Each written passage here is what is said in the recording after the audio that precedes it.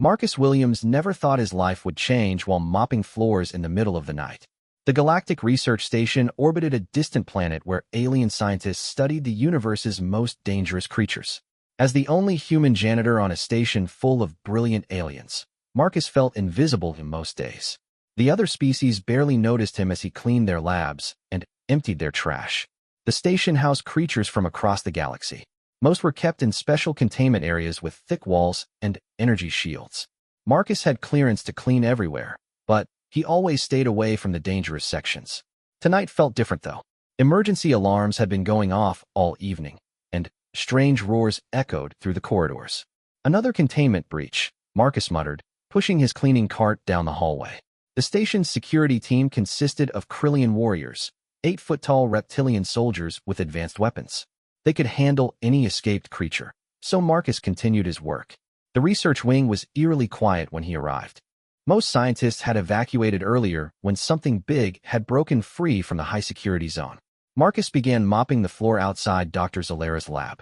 She was a Vorthan scientist with purple skin and for arms who studied dragon genetics. Her lab always smelled like sulfur and burned metal. As Marcus worked, he heard a soft scratching sound from inside the lab. The door was slightly open, which was unusual. Dr. Zalera always kept it locked. He pushed the door wider and peered inside. The lab was a mess. Equipment was scattered everywhere, and one wall had a huge hole blasted through it. In the corner, behind an overturned desk, something small was moving. Marcus approached carefully, his heart pounding. What he found made him gasp. A tiny dragon, no bigger than a house cat, was trying to hide behind the debris. Its scales were deep blue with silver streaks, and its eyes glowed like tiny stars. The baby dragon was injured, with a cut on its wing and scratches on its side. "Hey there, little guy," Marcus whispered, kneeling down slowly. "You're hurt, aren't you?" The dragon hatchling looked at him with intelligent eyes. Instead of running away or attacking, it made a soft chirping sound. Marcus had always been good with animals back on Earth. His grandmother had taught him that frightened creatures needed patience and kindness. Marcus took off his work jacket and gently wrapped the injured dragon. It didn't struggle or try to bite him. Instead, it seemed to relax in his arms. The dragon was warm, and Marcus could feel its tiny heart beating rapidly. "We need to get you some help," Marcus said softly. He knew the station had medical facilities for all kinds of alien creatures. Dr. Vex, the chief medical officer, was a spider-like arachnoid who could treat any species. As Marcus carried the dragon through the corridors, station security was everywhere. Krillian guards were searching every room and scanning with their weapons. Marcus tried to avoid them, but Commander Thrax spotted him near the elevator. "Human," the large reptilian warrior barked. "What are you doing in this section?" "It's under lockdown. I was cleaning when I found this injured hatchling," Marcus explained, showing the bundle in his arms. "It needs medical attention." Commander Thrax's yellow eyes narrowed. "That is a stellar dragon hatchling. Extremely dangerous. Give it to me immediately." "But it's hurt and scared," Marcus protested. "I can take it to the medical bay." "Negative. These creatures are weapons of mass destruction when fully grown. Protocol requires immediate termination of any loose specimens." Marcus felt the dragon press closer to him, as if understanding the threat. Something protective awakened inside him. "You can't just kill a baby. Look at it. It's not dangerous." "Your ignorance of galactic law does not concern me," Thrak growled, reaching for his weapon. "Hand over the creature or face charges of interfering with station security." Before Marcus could respond, the dragon made a sound, not quite a roar, but definitely a warning. Other Krillian guards appeared, surrounding them. Marcus realized he was in serious trouble, but he couldn't bring himself to hand over the helpless creature. "Please," Marcus said, "let me at least get it medical treatment. You can guard us the whole time." Commander Thrak considered this. "Very well, but any aggressive behavior, and we terminate both of you." The medical bay was on the lower deck. Dr. Vex was waiting when they arrived, her 8 legs moving gracefully as she prepared equipment. The arachnoid doctor had always been kind to Marcus, treating him with more respect than most aliens on the station. "Fascinating," Dr. Vex clicked in her synthesized voice. "A stellar dragon hatchling. I have never examined one before." Marcus gently placed the dragon on the examination table. It immediately tried to climb back into his arms, making distressed sounds. "It seems attached to you, Marcus Williams," Dr. Vex observed. "Most unusual. Can you help it?" Marcus asked, ignoring the guards who kept their weapons ready. Dr. Vex began her examination with careful, precise movements. The dragon allowed her to treat its wounds, but its eyes never left Marcus. The injuries are minor. Some healing gel and rest will suffice. But there is something else. What do you mean? Marcus asked. This hatchling has been imprinted. Dragon young form powerful bonds with the first creature they see upon hatching. It appears to have chosen you as its parent. Commander Thrak snorted. Impossible. Dragons are apex predators. They do not bond with inferior species. Dr. Vex's multiple eyes focused on the Krillian. Commander, your knowledge of dragon biology is limited. Stellar dragons are the most intelligent creatures in the known galaxy. Their bonding process is complex and cannot be broken once established. Then, we terminate both of them, Thrak declared. That would be inadvisable, a new voice said from the doorway.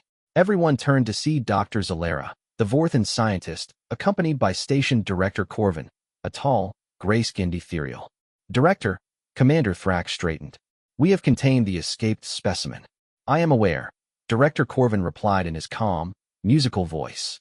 Dr. Zalera has informed me of some interesting developments. Dr. Zalera stepped forward, her four arms gesturing animatedly. Director, this is unprecedented. The hatchling has bonded with the human. In 30 years of dragon research, I have never seen such a thing. Explain, the director commanded. Stellar dragons are incredibly selective about bonding. They possess psychic abilities that allow them to sense the true nature of other beings. This hatchling chose the human despite having access to multiple species on this station. There must be something special about Marcus Williams. Marcus felt uncomfortable being discussed like he wasn't there. I just found it hurt, and wanted to help, he said quietly. Dr. Zalera's violet eyes studied him intently. Exactly. Most species would have seen a potential threat or a valuable specimen. You saw a creature in need. Dragons respect that kind of character above all else. Director Corvin approached the examination table. The dragon hatchling hissed softly but didn't move away from Marcus. Remarkable. Dr. Vex, what is your assessment of the human's safety? The bond appears stable, Dr. Vex reported. The hatchling shows no aggressive tendencies toward Marcus Williams.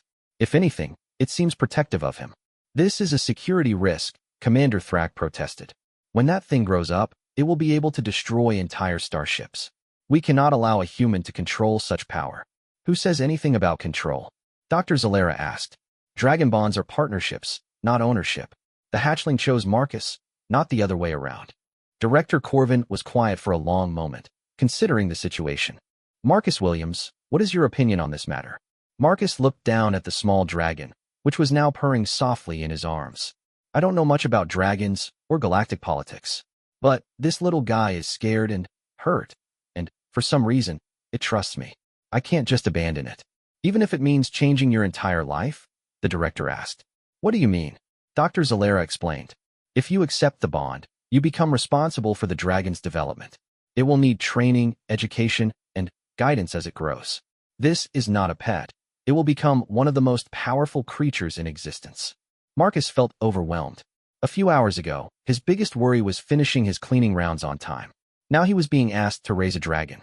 But, looking into the hatchling's trusting eyes, he knew he couldn't walk away. What happened to its real mother? Marcus asked. Dr. Zalera's expression grew sad. She was the specimen that escaped earlier. Adult stellar dragons are incredibly protective of their young. When she realized her egg was about to hatch in captivity, she broke free to find it. Commander Thrak's security team was forced to neutralize her.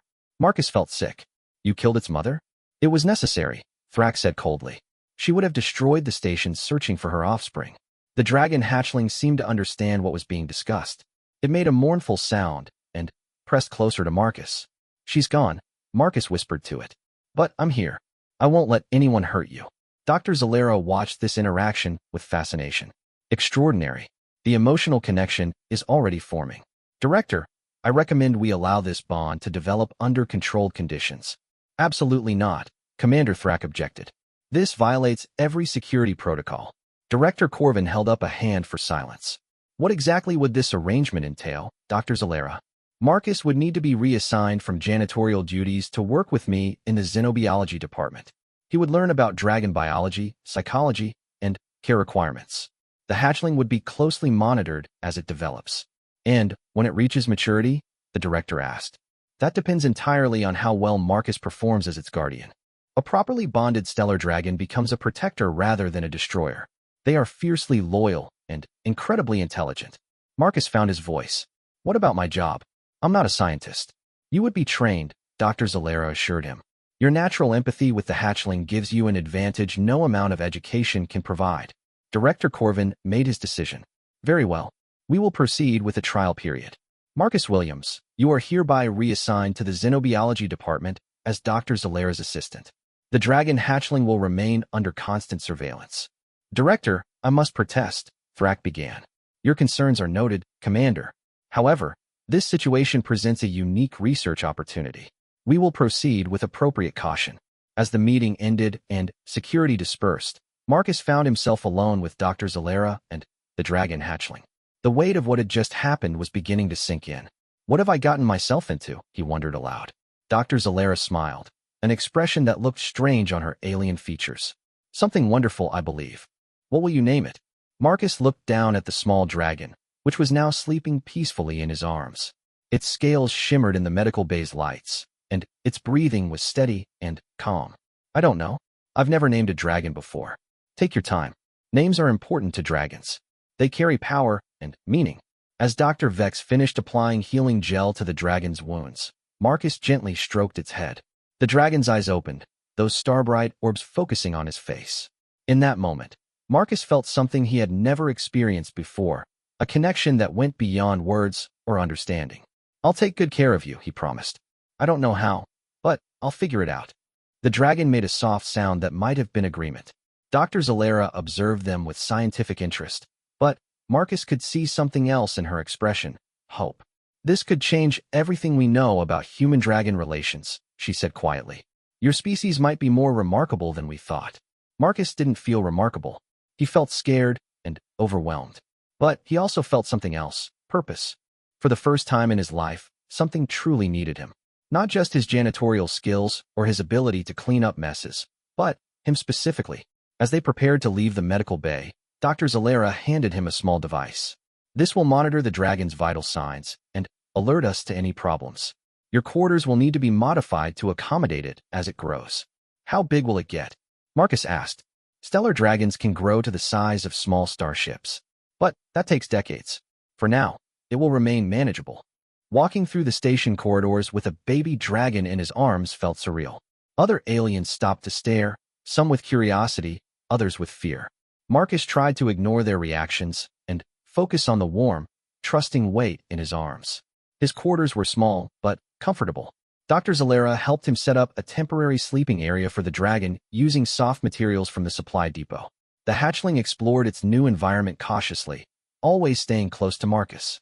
It will need to eat soon, Dr. Zalera explained. Dragon hatchlings have specific dietary requirements. I'll have appropriate food delivered.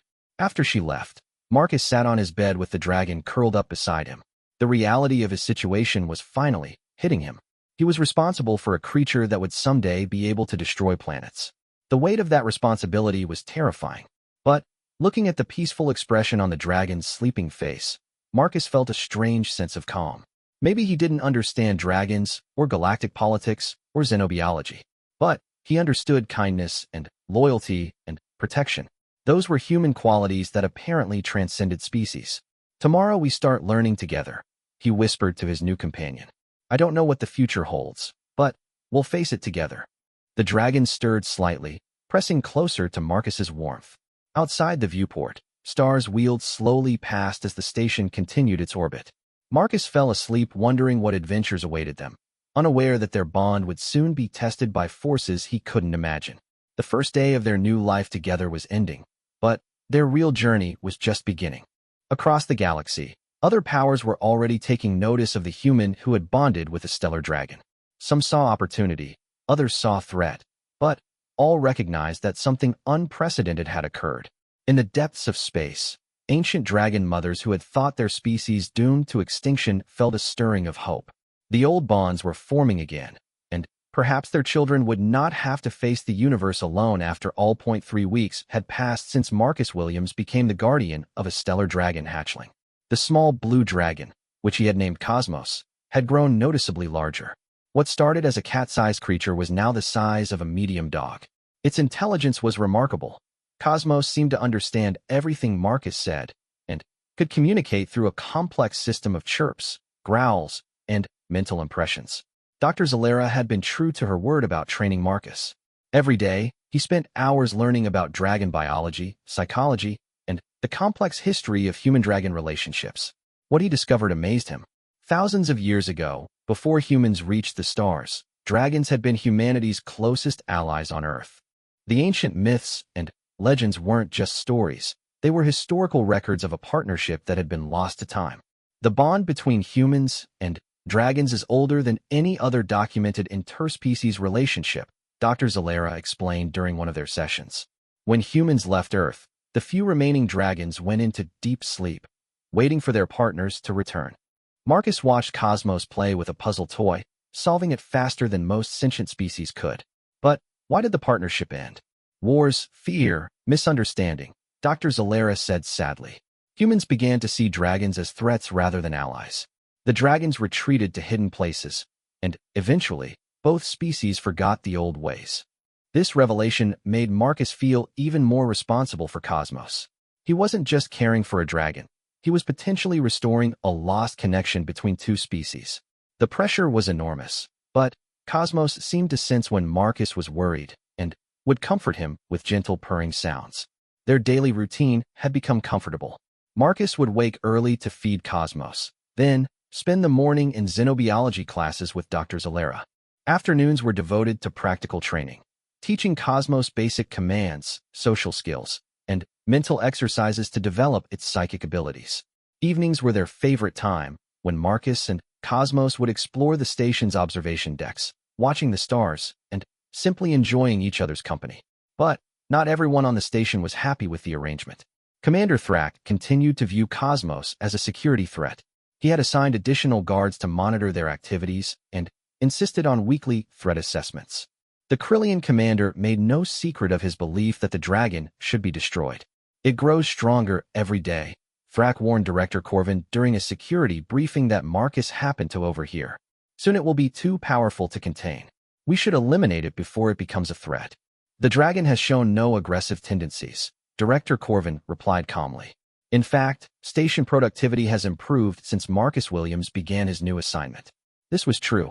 Cosmos had a calming effect on the station's other inhabitants. Several alien species that had previously been nervous or aggressive had become more peaceful in the dragon's presence. Dr. Vex theorized that dragons possessed a natural ability to reduce stress and anxiety in other creatures. However, Marcus noticed that some aliens seemed afraid of Cosmos. The Xerian traders who occasionally visited the station refused to come aboard while the dragon was present. When questioned, they claimed that their ancient texts warned against starborn fire breathers and the destruction they brought. One particular morning changed everything. Marcus was teaching Cosmos to modulate its psychic abilities when alarms began blaring throughout the station. Red emergency lights flashed, and the automated voice announced, "Unknown vessels approaching. All personnel to emergency stations." Marcus quickly secured Cosmos in their quarters and reported to the xenobiology lab as instructed. Dr. Zalera was monitoring the situation through the station's sensors. 3 ships, she reported. Unknown configuration, but they're broadcasting on dragon-specific frequencies. Dragon frequencies? Marcus asked. Stellar dragons use psychic communication across vast distances. These ships are somehow using the same wavelengths. On the main viewer, 3 massive vessels came into view. They were unlike any ships Marcus had seen before, organic-looking, with crystalline structures that seemed to pulse with inner light. They were beautiful and terrifying at the same time. Director Corvin's voice came through the comm system. All department heads to the bridge immediately. The bridge was tense when Marcus and Dr. Zalera arrived. Commander Thrak was coordinating defensive measures while various alien officers monitored the approaching ships. Director Corvin stood calmly in the center, his ethereal features showing no emotion. Report, the director ordered. The ships are not responding to standard communication protocols, the communications officer reported. They're maintaining distance, but showing no hostile intent. Sir, Dr. Zalera spoke up. I believe these may be dragon ships. Everyone on the bridge turned to stare at her. Explain, Director Corvin commanded. The ship designs match descriptions from ancient texts, and the psychic frequencies they're broadcasting. Only dragons could generate signals that complex. Commander Thrax's grip on his weapon tightened. If these are dragon ships, they're here for the hatchling. We should prepare for battle. Or they're here to evaluate the bond, Dr. Zalera suggested. Ancient records speak of dragon trials, tests to determine if a bonded pair is worthy. Suddenly, every screen on the bridge flickered and went dark. Then, slowly, an image formed. It was a dragon, but unlike any Marcus had imagined. This creature was ancient and magnificent, with scales that seemed to contain entire galaxies. Its eyes held the wisdom of eons. When it spoke, the voice seemed to come from everywhere at once, resonating not just in their ears, but in their minds. I am Astrithes, elder mother of the stellar dragons. I come seeking the human who has bonded with one of my children. Director Corvin stepped forward. I am Director Corvin of Galactic Research Station Omega. We are peaceful researchers. The dragon's massive head turned slightly, and Marcus felt those ancient eyes focus on him. You are not the one. Where is the human called Marcus Williams? Marcus felt his heart pounding as every person on the bridge looked at him. He stepped forward on shaking legs. I'm Marcus Williams. The dragon studied him for a long moment. You are younger than I expected, and your species is smaller than our histories recorded. But I sense the bond. The dragon's expression softened slightly. My grandchild chose well. Grandchild? Marcus stammered. The hatchling you call Cosmos is descended from my daughter, Lyrieth, who died protecting her offspring. I have come to see if the ancient bonds can truly be renewed. Commander Thrak couldn't stay quiet any longer. This station is under Galactic Council protection. You have no authority here. Astrithes turned her attention to the Krillian commander, and Thrak immediately stepped back. Little warrior, I was old when your species first crawled from their swamps. Your weapons cannot harm me, and your authority means nothing to dragonkind. Director Corvin quickly intervened. Elder Mother, we welcome dialogue. What do you propose? The human and my grandchild must be tested. If they pass the trials, the bond will be recognized and protected by all dragonkind. If they fail, the dragon's expression grew stern. The hatchling will be taken to be raised among its own kind, and the human will forget this ever happened. Marcus felt panic rising in his chest. What kind of trials? Tests of courage, wisdom, and loyalty. The same trials that bonded pairs faced in the ancient times on your homeworld. Dr. Zalera spoke up. Elder Mother, Marcus has had only weeks to prepare. Surely more time dash. Time is a luxury we do not have. Astrithes interrupted. Other forces in the galaxy have learned of this bond. Some would see it destroyed, others would use it for their own purposes. The trials must begin now, while we can still protect the pair. What other forces? Director Corvin asked. The Shadow Collective seeks to capture and weaponize young dragons. The hegemony views any human-dragon alliance as a threat to their expansion. Both have fleets moving toward this system. Marcus felt the weight of the galaxy pressing down on him. I don't understand. We've just been living quietly on the station. Why does everyone suddenly care? Astrithes' expression became almost gentle. Young human, a bonded dragon, and its partner represents something that hasn't existed for millennia: hope. Dragons were once the guardians of peace and justice in this galaxy. With humans as partners, we could be that again. But first, you must prove worthy. How long do we have? Marcus asked. The trials begin in 3 hours. You will need to bring the hatchling to my ship. Absolutely not, Commander Thrak declared. I will not allow station personnel to board an unknown vessel. Astrithes fixed him with a stare that made him visibly shrink. You misunderstand, Commander. This is not a request. Director Corvin stepped forward diplomatically. What guarantees do we have for Marcus's safety? The trials are dangerous by necessity. But if he truly bonds with my grandchild, they will face the dangers together. That is how bonds are tested, through shared adversity. Marcus felt torn between fear and determination. The thought of leaving Cosmos was unbearable, but the trials sounded terrifying. Can Dr. Zalera come with us? She's been teaching me about dragon culture. The trials must be faced alone, except for your bonded partner. But your teacher may observe from our ship. Dr. Zalera placed a reassuring hand on Marcus's shoulder. You're ready for this. The bond between you and Cosmos is stronger than any I've documented. What if we fail? Marcus asked quietly. Astrithes studied him with those ancient eyes. Then, the last hope for renewed alliance between our species dies with your bond. But I sense strength in you, young human. Your ancestors once rode dragons across the skies of your homeworld. Perhaps you carry that courage still. The next 3 hours passed in a blur. Marcus spent time with Cosmos, trying to explain what was happening. The dragons seemed to understand the seriousness of the situation and stayed close to Marcus, offering comfort through their mental link. Dr. Zalera helped Marcus prepare by reviewing everything they had learned about dragon trials from ancient texts. Remember, she said, the trials test different aspects of the bond. Courage will be tested through danger, wisdom through impossible choices, and loyalty through sacrifice. Trust Cosmos, and trust yourself. When it was time to leave, Marcus walked through the station corridors one last time. Other aliens watched them pass, some with curiosity, others with fear or hope. At the shuttle bay, Commander Thrak waited with a full security detail. This is madness, Thrak said. We're allowing a valuable human asset to board an enemy vessel. I'm not an asset, Marcus replied with more confidence than he felt. I'm a person making my own choice. Director Corvin was also present for the departure. Marcus Williams, you represent not just yourself, but all of humanity in this trial. We will be monitoring the situation and are prepared to assist if needed. The shuttle ride to the Dragon ship was breathtaking. Up close, the vessel was even more magnificent, a living work of art that seemed to grow rather than be built. Docking ports opened like flower petals to receive them. Inside, the ship was warm and filled with a gentle, pulsing light. Corridors curved organically, and the walls seemed to breathe. Cosmos was fascinated by everything, chirping excitedly and touching surfaces with its small claws. Astrathes met them in a vast chamber at the ship's heart. She was even more impressive in person, easily the size of a small building, with scales that shifted between colors like liquid starlight. 2 other dragons were with her, smaller but still enormous compared to Cosmos. Welcome, Astrathes said. These are my other grandchildren, Nixandra and Zephyros. They will help administer the trials. Cosmos immediately flew to the larger dragons, chirping greetings. Marcus was amazed to see the giant creatures respond gently, nuzzling the tiny hatchling with obvious affection. The family bonds remained strong, Astrathes observed.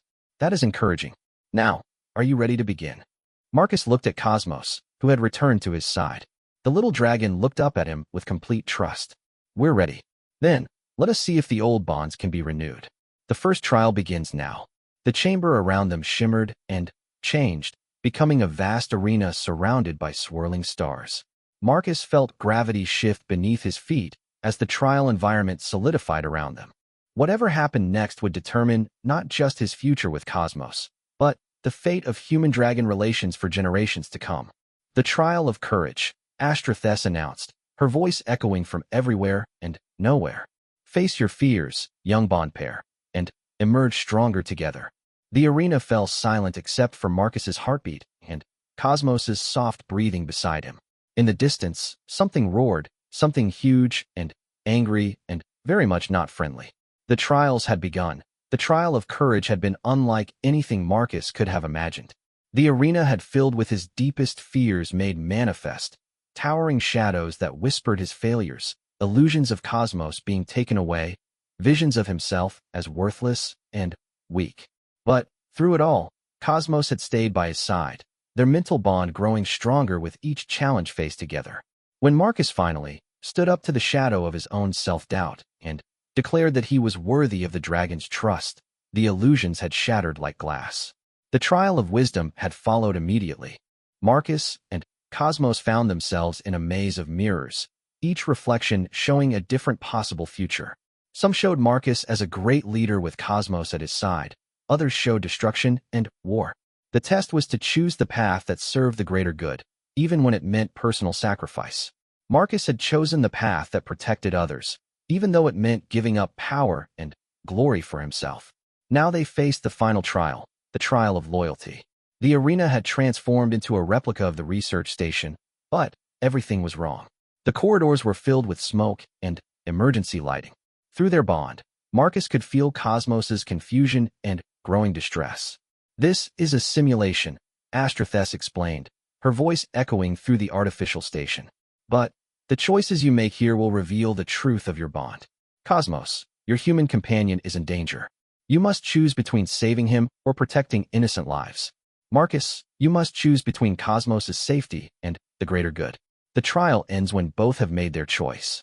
Suddenly, Marcus found himself separated from Cosmos by a thick energy barrier. On his side, he could see simulated aliens trapped under debris, crying for help. Alien children that looked terrified and hurt. His heart ached to help them. But, on the other side of the barrier, Cosmos was facing a much larger, aggressive dragon that was clearly preparing to attack. Through their mental link, Marcus could feel Cosmos' fear and confusion. The little dragon was still young, still learning, and this opponent was massive and experienced. But Marcus could also sense Cosmos' determination to reach him, to protect him at any cost. Choose quickly, came Astrathes's voice. In moments, lives will be lost. Marcus looked at the trapped aliens, then at Cosmos facing the hostile dragon. Every instinct screamed at him to break through the barrier and protect his companion. But he knew what the right choice was, even though it tore his heart apart. Cosmos, he called out through their bond. Help the others first. Save those who can't save themselves. On the other side of the barrier, Cosmos hesitated for just a moment. The little dragon looked at Marcus, then at the trapped aliens, then back at the approaching threat. Marcus could feel the internal struggle through their bond, the desire to protect him warring with the need to help the innocent. Then, Cosmos made his choice. Instead of facing the aggressive dragon, he turned toward a group of alien children who were trapped under fallen debris. Using his small but growing psychic abilities, Cosmos began lifting the heavy metal beams that had pinned them. At the same moment, Marcus threw himself into helping the trapped aliens on his side of the barrier, using tools and equipment to free them from the rubble. The hostile dragon attacked Cosmos from behind, but somehow the little dragon managed to shield the children while continuing the rescue. Marcus felt every blow that Cosmos took as if it were his own. The pain was excruciating, but he could also feel something else through their bond, pride. Cosmos was proud to be making the right choice, even at great personal cost. As the last alien child was freed from the debris, the simulation began to fade. The hostile dragon vanished, the energy barrier dissolved, and Marcus rushed to Cosmos' side. The little dragon was badly injured but conscious, and its eyes shone with fierce satisfaction. Well done, Astrathes said, materializing in the arena. You have both proven that your bond serves something greater than yourselves. The trials are complete. Marcus gently gathered Cosmos in his arms, feeling the dragon's pain through their connection. Is he going to be okay? The injuries are part of the simulation, not real, Astrathes assured him. But the choices you both made are very real. You chose to save others even when it meant risking your companion. Cosmos chose to protect the innocent even when facing a superior enemy. These are the qualities that made the ancient bonds so powerful. As the arena faded completely, Marcus found himself back in the great chamber of the dragon ship. Dr. Zalera was waiting there, her violet eyes bright with emotion. Marcus, how do you feel? She asked, running her scanner over both him and Cosmos. Exhausted, but different somehow, Marcus admitted. Like something has changed inside me. Astrathes nodded approvingly. The bond is now complete. What you experienced was not just a test, but a transformation. You are no longer simply human and dragon living together. You are something new, a true bonded pair. What does that mean exactly? Marcus asked. It means your lifespans are now linked. Nixandra, one of the other dragons, explained. You will live as long as Cosmos lives, and your aging will slow to match his development. It means your psychic connection will grow stronger over time, until you can communicate across vast distances. Most importantly, it means you are now responsible for each other's growth and development. Dr. Zalera was taking readings frantically. Fascinating. I'm detecting changes in both your biological and psychic signatures. The bond has actually altered you both on a cellular level. Zephyros, the other dragon, added. It also means you now have access to abilities that neither humans nor dragons possess alone. In time, you will discover what these are. Marcus felt overwhelmed by these revelations. I still don't understand why this is so important to the galaxy. Astrathes settled down to bring her massive head closer to Marcus's level. Young bond pair, there was a time when dragons and humans together kept peace among the stars. We were explorers, protectors, and teachers.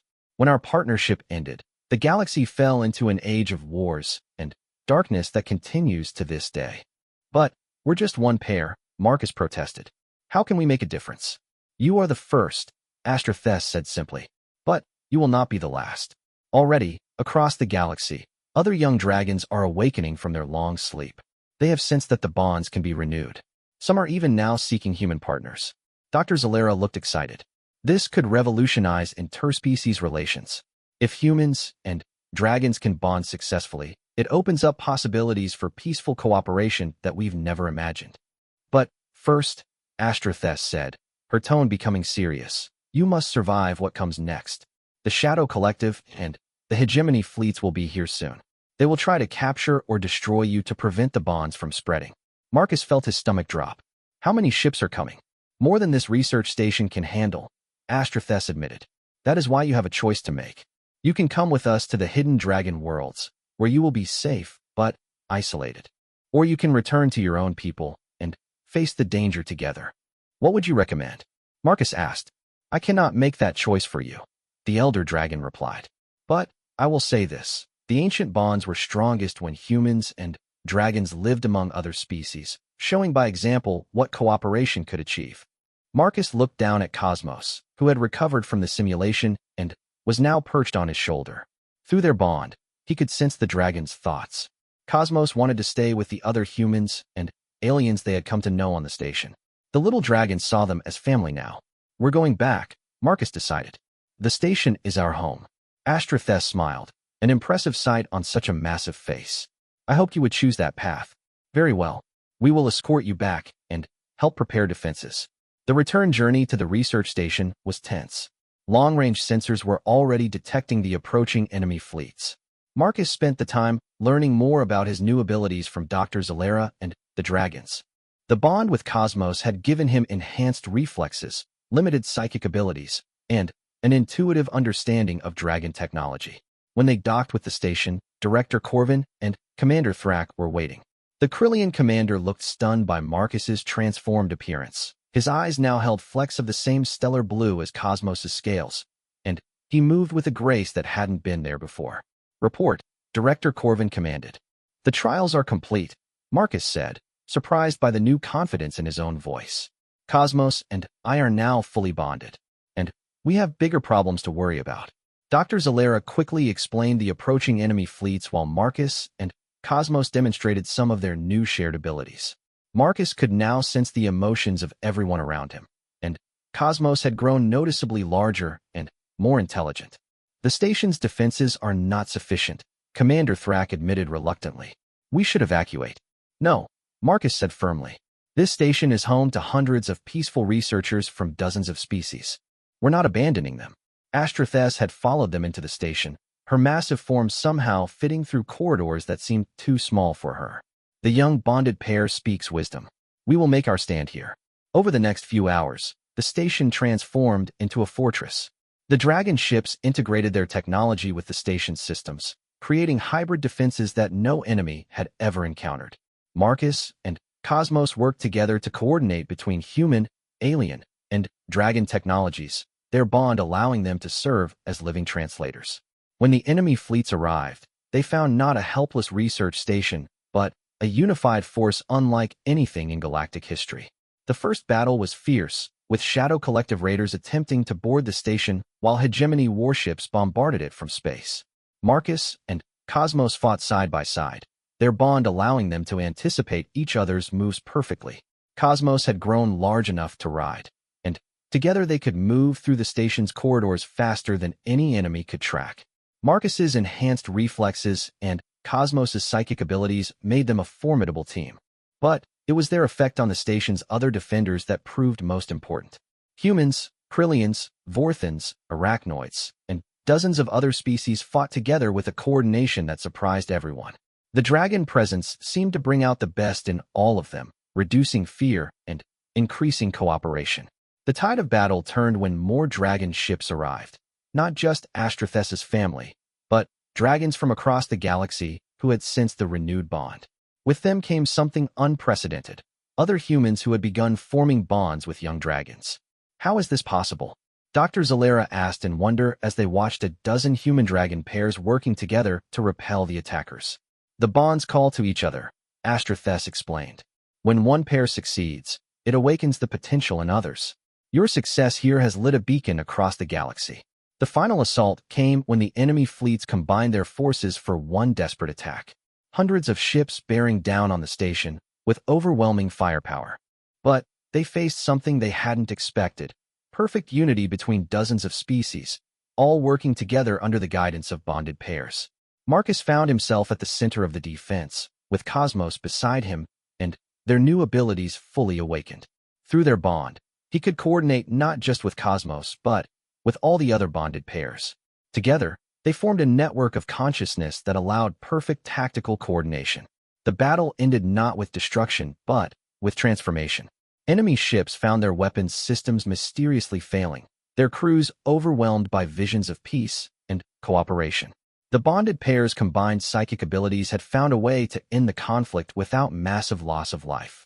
In the aftermath, as damaged ships limped away and the station celebrated victory, Marcus stood on the observation deck watching the stars. Cosmos, now large enough that Marcus could rest his hand on the dragon's broad head, stood beside him.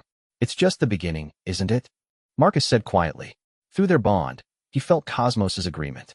Around the galaxy, more humans and dragons were finding each other. The old partnerships were being renewed, and with them came the hope of an age of peace and exploration that hadn't existed for millennia. Dr. Zalera joined them on the observation deck, her scanners detecting dozens of new bonded pairs forming across known space. "The data is incredible," she said excitedly.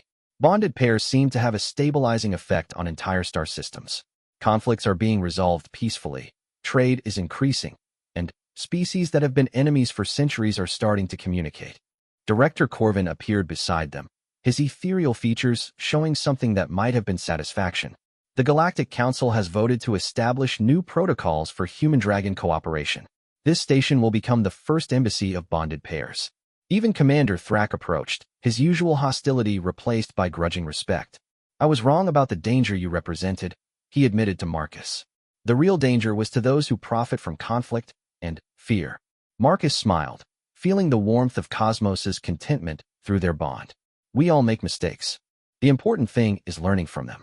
As the station settled into its new role as a diplomatic center, Marcus reflected on how much his life had changed.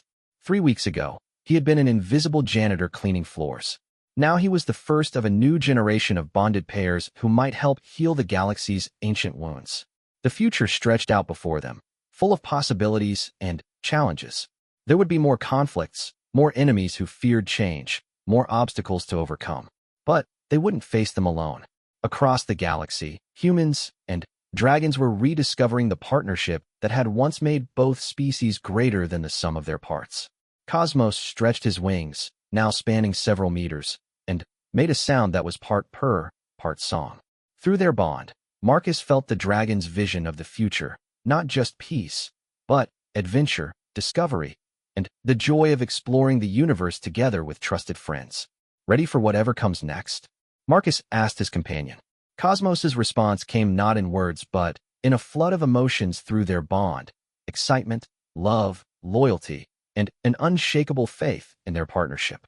Together, they watched the stars whirl past, knowing that somewhere among them, other bonds were forming, other partnerships were beginning, and the galaxy was slowly healing from centuries of division. The janitor who had simply wanted to help an injured creature had become something he never could have imagined.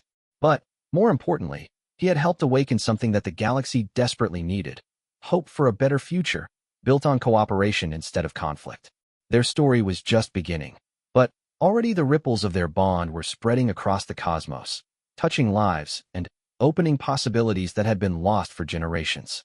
The age of renewed partnerships had begun, and at its heart were a human who had chosen kindness over fear and a dragon who had chosen him in return.